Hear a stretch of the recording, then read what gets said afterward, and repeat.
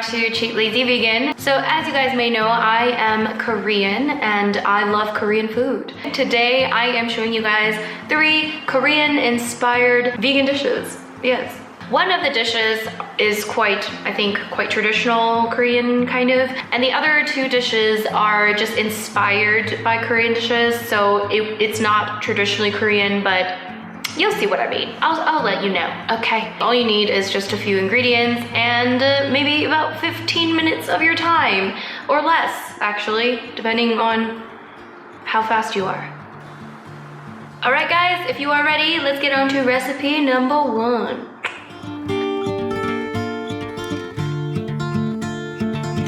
So the first recipe is quite traditionally Korean, although usually they use soybeans for this, but this is going to be a black bean cold noodle soup.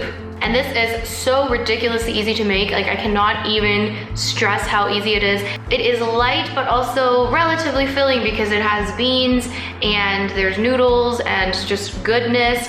And we're using wheat noodles for this, Korean style wheat noodles that you can find in Korean supermarkets or in the Asian section of major supermarkets.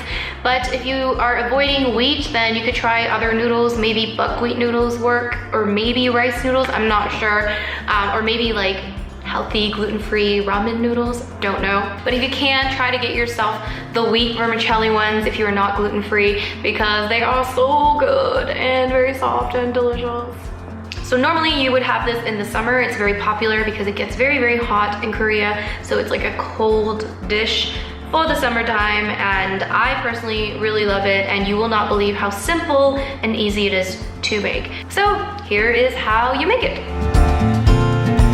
Alright guys, so we are going to start off by cooking the noodles, and if you don't know how to cook these noodles, there are instructions on the bag, and it only takes about 4 minutes to cook. And while they're cooking, we are going to prepare the soup. And like I said, we are going to be making black bean noodle soup, and normally, traditionally, we use soybeans for this recipe, but we're using black beans, and I think black beans taste really, really good. So yeah, you can choose to use soybeans if you prefer. Now we're gonna add the cooked black beans into a blender along with some water. And if you guys need measurements, they are in the description box down below. And we're also adding some salt as well as a few cashews. The cashews are optional, but I find that it really helps add a little bit more flavor and also makes it a bit more creamy and delicious. And now we're gonna blend it nicely for maybe about a minute or 2 until it is very, very nicely blended. So it is really important that you use very soft beans. Make sure you cook those beans very nicely. And now we are going to drain the noodles once they're cooked, and make sure you rinse them out very thoroughly with cold water, since this is a cold dish. Go figure.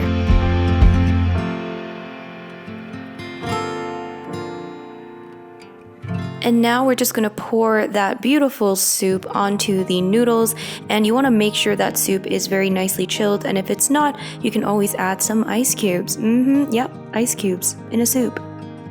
And I like to garnish it with some cucumber and also add some tomato in there, and that's pretty much it. And the beauty of this is that you can always add a little bit more water if you find it too thick. You can always add more salt if you need, and it's so easy but very refreshing, light, and delicious.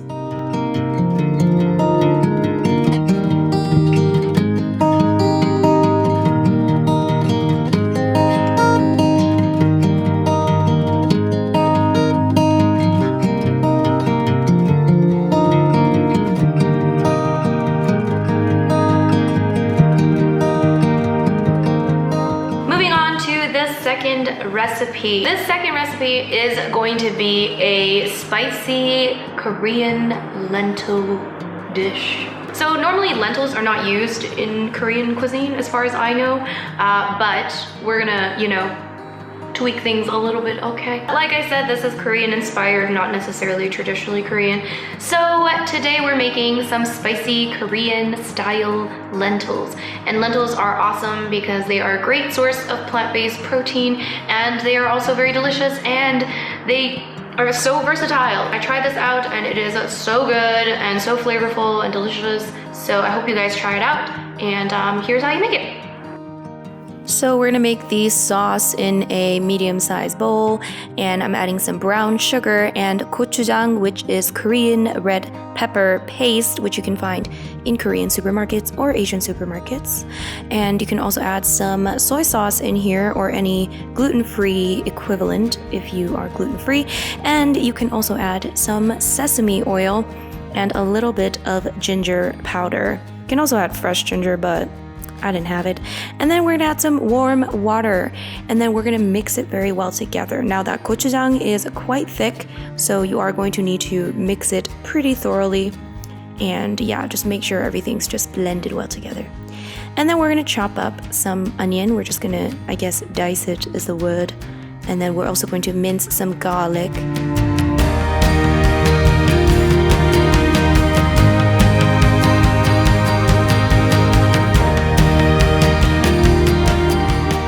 And now we're going to head over to the frying pan station, and on medium-high heat, I'm using just a little bit of water to cook up the onions just for a couple minutes until they've softened a bit. And then I'm going to add the garlic, and I'm going to cook that up for a couple of minutes as well. And this awesome frying pan that I'm using, it is called an Advanced Layered Performance Frying Pan, and it is awesome for oil-free cooking if that's something that you're into, because it's kind of a next level non-stick pan, and the pan is from a new kitchenware company called Hutch Kitchen, and I'll leave their link and some more information down below in the description box. And if you guys want, you can get yourself 15% off. All you have to do is use the coupon code CLV15.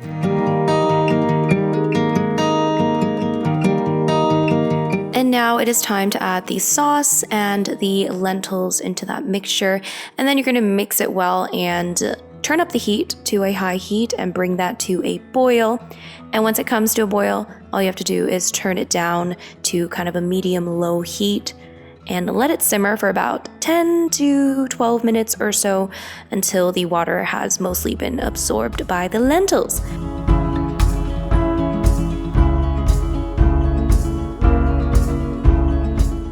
Oh, and by the way, you don't really have to actually stir it like I'm doing in this video. I just did this for, I don't know, the visual effect. The lentils should just cook on its own. You don't really have to do anything. Just let it sit and let the water absorb into the lentils, and that is what it should look like. And I had it with some brown rice, and it was super delicious. And of course, if you want to add a little extra Korean touch, you can add a few toasted sesame seeds on top. Just garnish it a little bit, and there you go. Super easy and delicious.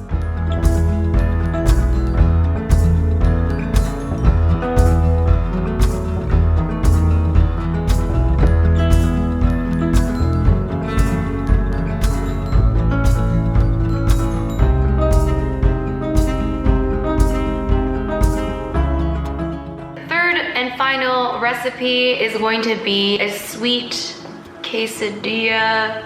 I don't even know what to call this thing, but it's basically inspired by a Korean street food which is called hotteok. Now hotteok is basically like a pancake with a very sweet and delicious kind of brown sugar filling in the inside, and then it's like fried up in a lot of grease, and they sell it in the streets in Korea, and they are very, very delicious and kind of addicting.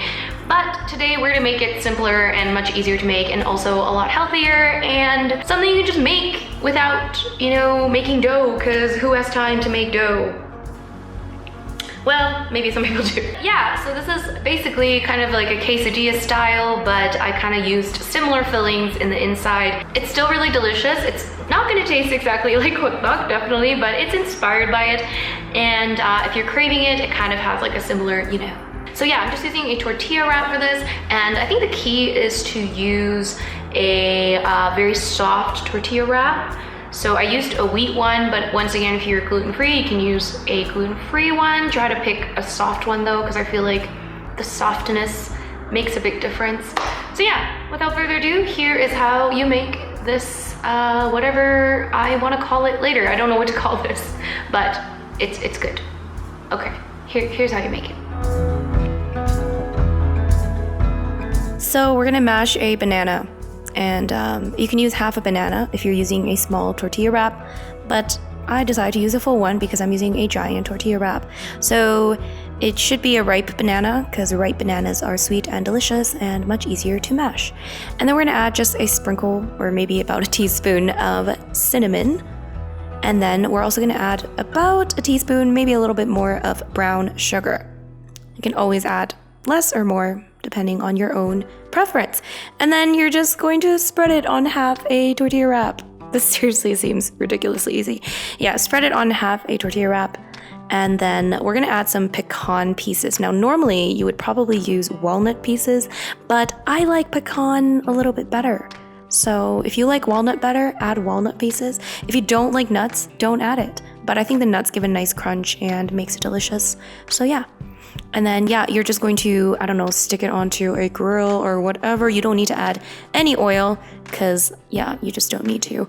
Yeah, stick it onto a grill or a panini press or a quesadilla press thing, whatever.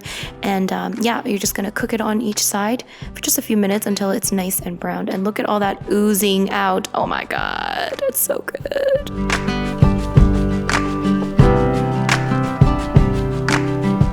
And that's it for this sweet pancake quesadilla thing, whatever you want to call it.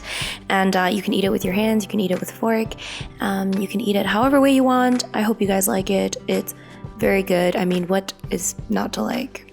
Honestly. Here, have a bite. Have a bite. Yummy.